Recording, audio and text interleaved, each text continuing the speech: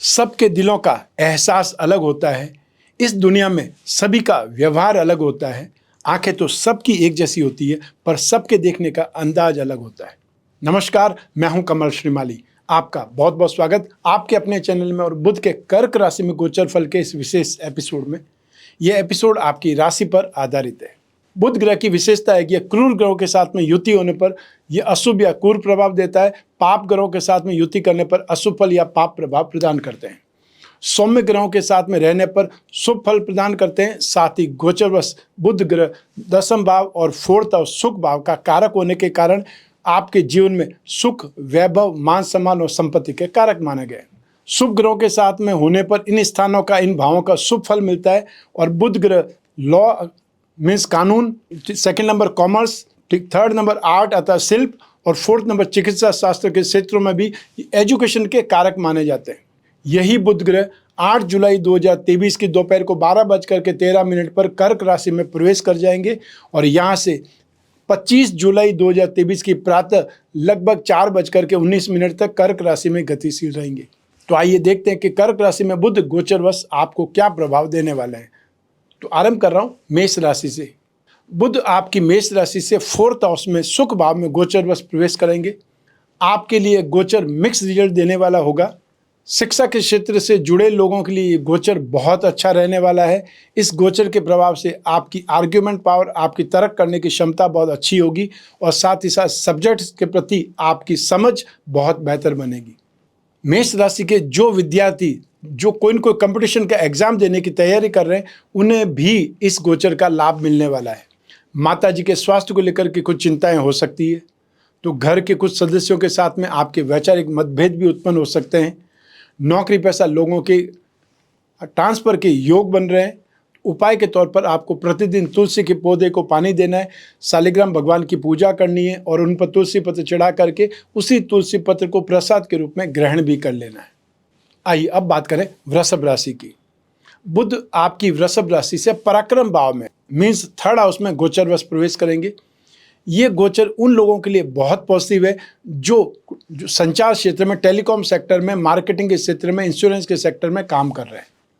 जैसे कि जो विक्रेता है या पत्रकार हैं, रिपोर्टर हैं, लेखक हैं, वकील हैं, या जो एजुकेशन के सेक्टर में या कंसल्टेंसी के सेक्टर में काम करने वाले लोग हैं।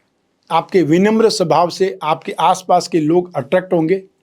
ये समय उन स्टूडेंट्स के लिए भी बहुत पॉजिटिव है जो एब्रॉड में जाकर के हायर एजुकेशन प्राप्त करने की इच्छा रखते हैं। हालांकि इस अवधि में आप मेंटली थोड़े बहुत पजल हो सकते हैं, स्ट्रेस में आ सकते हैं, लेकिन कारोबार करने वाले लोगों के लिए ये समय फायदेमंद रहने वाला है।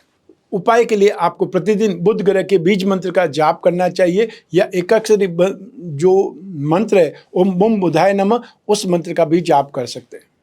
आइए अब बात करें मिथुन राशि की।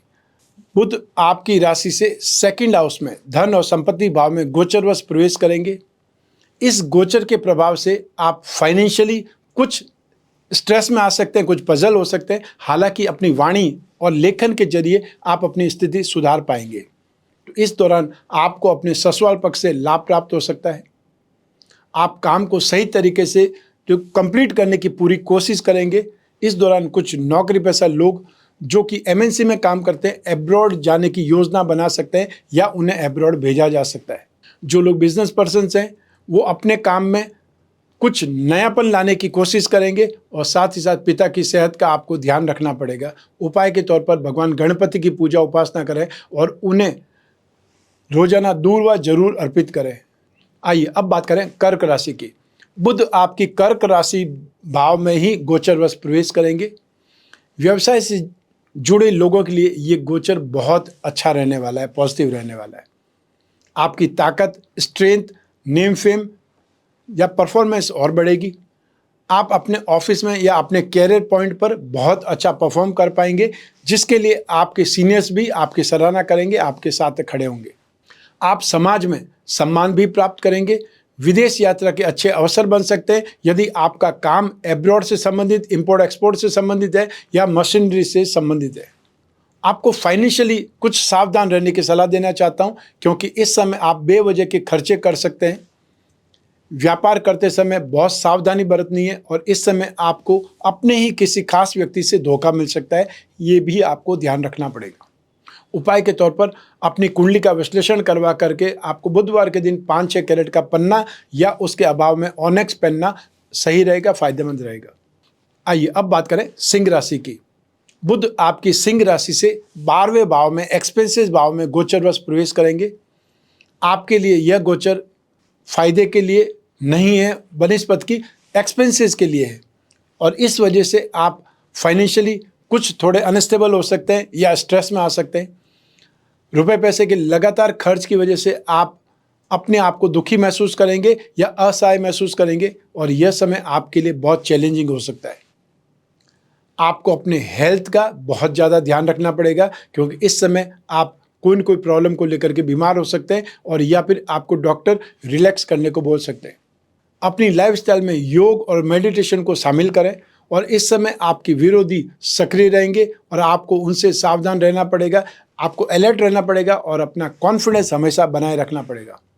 उपाय के तौर पर घर और ऑफिस में आप नवग्रह यंत्र पिरामिड या बुद्ध यंत्र पिरामिड स्थापित कर सकते हैं। उससे आपको स्टेबिलिटी मिलेगी, कॉन्फिडेंस मिलेगा और कंसंट्रेशन मिलेगा। आइए अब बात करें कन्या राशि की। बुध आपकी कन्या राशि से लाभ भाव में 11th हाउस में गोचरवश प्रवेश करेंगे। आपकी बुद्धिमत्ता और आपकी तात्विक सोच, नॉलेज अब अच्छी होगी और इससे आपको अपने कामकाज में, कैरियर में, अपने ऑफिस के कामों में मदद मिलेगी। और इस समय काल के दौरान, इस गोचर काल के दौरान कोई भी गलत काम करने से बचना है। व्यर्थ की चीज़ों पर आप खर्च कर सकते हैं। ऐसा करना आपको फाइनेंशियली बहुत डैमेज कर सकता है, प्रभावित कर सकता है। तो कार्य क्षेत्र में अपने सहयोगियों से समर्थन आपको जरूर मिलेगा, कलीग्स से आपको सपोर्ट मिलेगा और संचार कौशल से अर्थात अपनी स्टाइल से, जनसंपर्क से आप अच्छा सम्मान प्राप्त कर सकते हैं। आपको अपने बच्चों से भी सपोर्ट मिलेगा, उनसे खुशी मिलेगी और इस समय सामाजिक कार्य करने से भी आपकी रुचि बढ़ सकती है। उस क्षेत्र में भी आप अपने आप को इन्वॉल्व कर सकते हैं, उससे भी आपको सपोर्ट मिलेगा। उपाय के तौर पर अपने पिताजी को पेन या कोई पुस्तक खरीद करके गिफ्ट करें और अगर आपके पिताजी नहीं हैं तो पिता समान जो भी घर में लोग हैं, बड़े लोग हैं, बुजुर्ग लोग हैं, उनको कोई न कोई पुस्तक, कोई न कोई ग्रंथ, आध्यात्मिक या धार्मिक ग्रंथ भी भेंट कर सकते हैं। आइए अब बात करें तुला राशि की। बुध आपकी तुला राशि से 10वें भाव में, कर्म भाव में गोचरवश प्रवेश करेंगे।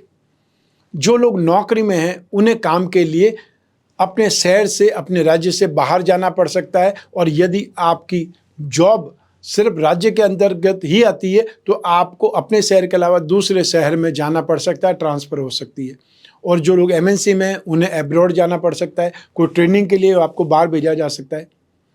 जो लोग विदेश से जुड़ा व्यापार करने वाले लोग हैं उन्हें बहुत फाइनेंशियली गेन मिलने वाला है और जो लोग जो एब्रॉड में सेटल होने की योजना बनाना चाहते हैं वो उस योजना पर भी काम कर सकते हैं। जो लोग जॉब वाले लोग हैं, आपको ऑफिस की राजनीति से दूर ही रहने की सलाह दे रहा हूँ। घर में इन्वेस्टमेंट या एक नया वाहन खरीदने की योजना बनाने वाले हैं तो पिताजी के साथ में संबंध सुधारने की आपको कोशिश करनी चाहिए और ये सीरियस कोशिश करने की आवश्यकता है।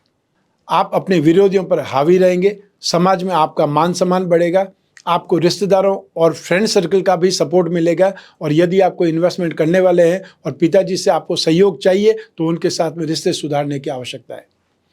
उपाय के तौर पर आप किन्नरों का सम्मान करें और उन्हें हरे रंग की कोई न कोई वस्तु भेंट करें। आइए अब बात करें वृश्चिक राशि की। बुध आपकी वृश्चिक राशि से भाग्य भाव में 9th हाउस में गोचरवश प्रवेश करेंगे और ये गोचर आपके लिए बहुत भाग्यशाली रहने वाला है। अपनी किस्मत और लक की मदद से आपको फाइनेंशियली गेन मिलेगा। कोई पेरेंटल प्रॉपर्टी से संबंधित भी लाभ प्राप्त हो सकता है और इस दौरान किसी भी काम से आपको सफलता तभी मिलेगी जब उनसे जुड़ी कोई उनको रिसर्च वर्क कर लें या उसके बारे में जानकारी प्राप्त कर लें। लाइफस्टाइल के प्रति आपका दृष्टिकोण बहुत पॉजिटिव होने वाला है। अनावश्यक चीज़ों पर समय की बर्बादी से बचना है और आप जो कुछ भी करते हैं उसके प्रति आपको एक प्रकार से दृढ़ संकल्प होना है कि आपको एक प्रकार से संकल्प लेकर के उस काम को स्टार्ट करना है और उस काम को जब तक पूरा नहीं करें जब तक चैन नहीं लेना है और अपनी धारणा को किसी और पर थोपने से भी बचना है। उपाय के तौर पर अपनी जेब में, पर्स में और या फिर आप जो बैग यूज़ कर रहे हैं, ब्रीफकेस यूज़ कर रहे हैं, उसमें हरे रंग का कागज़ या हरे रंग का कपड़ा वो चाहे छोटा सा रुमाल भी हो रख सकते हैं, उससे भी बहुत ज़्यादा आपको अच्छा फील होगा, पॉजिटिव फील होगा। आइए अब बात करें धनु राशि की।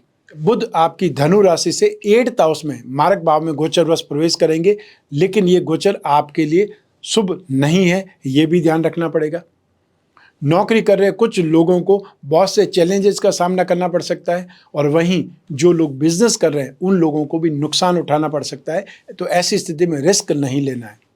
जो लोग पैसा इकट्ठा करना चाहते हैं उनको बहुत ज़्यादा मेहनत करनी पड़ेगी, या बहुत अलग अलग तरीकों से इन्वेस्टमेंट करना पड़ेगा, तब पैसा बचेगा।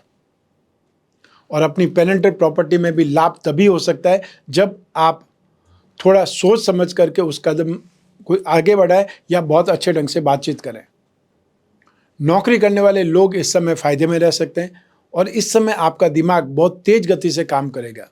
भौतिक चीज़ों के प्रति, सुख सुविधा के प्रति आपका झुकाव ज़्यादा रहेगा, और जीवन साथी के साथ में कुछ परेशानियों का सामना आपको करना पड़ सकता है।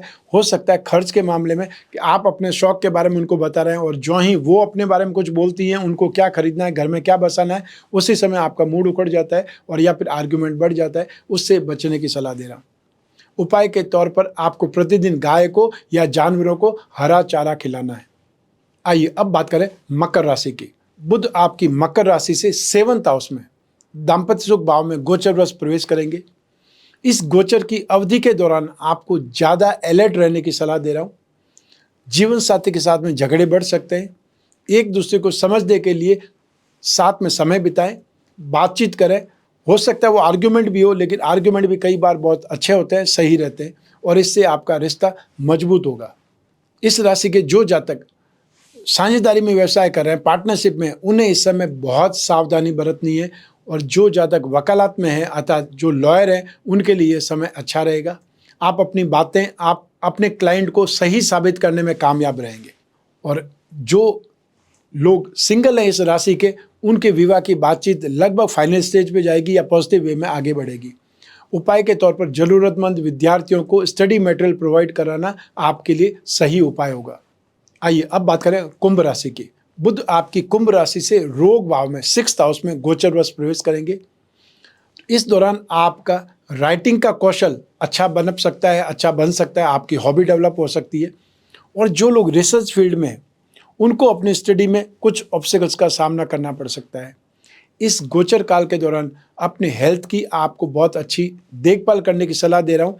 और यदि बहुत समय हो गया आपने अपना चेकअप नहीं कराया है, तो अब आपको चेकअप करवाना चाहिए। जो प्रोफेशनल लोग हैं इस राशि के, आप अपने जीवन में कुछ शानदार चेंजेस ला सकते हैं, कुछ परिवर्तन ला सकते हैं, और ये समय आपको सपोर्ट कर रहा है। आप में से जो लोग अपनी जॉब में चेंजेस करने की उम्मीद लगाए बैठे हैं, जो एफर्ट कर रहे हैं, उनकी उम्मीद इस समय पूरी हो सकती है, इस गोचर में काल में पूरी हो सकती है। आपको किसी भी तरह के इन्वेस्टमेंट या पैसा उधार जो दे रहे हैं, तो बहुत अलर्ट रहना है। और जहाँ तक हो, आप सामने वाले पर्सन को 1-2 बार उसको चक्कर कटवाइए या थोड़ा सा टालिए। अगर वो सीरियस है तो वापस आपसे संपर्क करेगा, तो आप 50% ही उसको सपोर्ट करें, अन्यथा आपका पूरा पैसा डूब सकता है। ये ध्यान रखिएगा। नुकसान आपको होने वाला है, वो नुकसान आप अपने दिमाग से, अपनी स्टाइल से, अपनी सेल्फिशनेस से बदल सकते हैं, उस चीज़ को रोक सकते हैं। तो उपाय के तौर पर आपको प्रतिदिन तुलसी के पौधे की पूजा करना चाहिए, उसमें जल डालना चाहिए, और शाम के समय वहाँ पर दीपक जलाना चाहिए। आइए अब बात करें मीन राशि की। बुध आपकी मीन राशि से 5वें भाव में, शिक्षा और संतान भाव में गोचरवश प्रवेश करेंगे। बुध ग्रह की यह स्थिति इस राशि के जातकों के लिए, मीन राशि के जातकों के लिए मिक्स रिजल्ट लाएगी। जो लोग नौकरी कर रहे हैं या बिजनेस में, उनके लिए ये सामान्य रंग से अच्छा रहेगा। आपको अपने कैरियर में, अपने ऑफिस में, अपनी एनवायरनमेंट में शांत रवैया रखने और आक्रामकता से बचने की ज़रूरत है। आपने अपने पारिवारिक जीवन को बेहतर ढंग से शेड्यूल कर सकते हैं, और परिवार में हर कोई एक दूसरे के साथ में तालमेल बना करके रखे या जो बना करके चले, ऐसी व्यवस्था कर सकते हैं। यह समय उन लोगों के लिए भी बहुत अच्छा है जो कोई न कोई रिलेशनशिप में, प्रेम प्रसंगों में है। वो लोग अपनी लाइफ में सीरियस हो सकते हैं, आगे बढ़ सकते हैं, एक दूसरे को समझ सकते हैं, या एक दूसरे को समझ चुके हैं तो पेरेंट्स से मिल सकते हैं। धार्मिक या आध्यात्मिक काम की तरफ आपका झुकाव हो सकता है, जो लोग भी वृद्ध हैं। उपाय के तौर पर अपने छोटे भाई बहन या कजिन भाई बहन हैं, उनको कुछ न कुछ गिफ्ट दें, अर्थात उपहार दें, या उनको इस समय अपने साथ में कहीं घूमने फिरने ले जाएं। तो आइए अब बात करते हैं बुध के अन्य उपायों की, क्योंकि हर राशि के उपाय तो मैंने उसके साथ ही बताए, लेकिन जनरल उपाय आप और क्या कर सकते हैं जो कि आपके लिए बहुत विशेष भी हो सकते हैं। तो हर बुधवार को आपको हरे साबुत मूंग, मूंग की दाल, घी, हरा कपड़ा, हरी वस्तु या हरी सब्जी, हरे फल या कांसे का बर्तन सूर्योदय से 1 घंटे के भीतर भीतर दान करना बहुत ज़्यादा शुभ माना जाता है। आपको जो सामान मैंने बताया उसमें से 1 मिल जाए, 2 मिल जाए, आप कर सकते हैं। कोई ज़रूरी नहीं है कि सब के सब सामान आप एक साथ में ही दान दें। और यही दान यदि अश्लेषा नक्षत्र, ज्येष्ठा नक्षत्र और रेवती नक्षत्र हो, उस दिन आपको करना और ज़्यादा शुभ रहेगा, सर्वश्रेष्ठ रहेगा।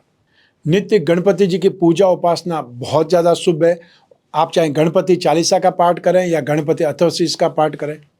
ओम गंग गणपते नमः इस मंत्र का जाप तो आप उठते बैठते जब भी भक्ति का समय, जब भी आपके पास समय हो आप कर सकते हैं, क्योंकि भक्ति के लिए कोई भी समय निर्धारित नहीं है, एक जगह बैठना भी जरूरी नहीं है।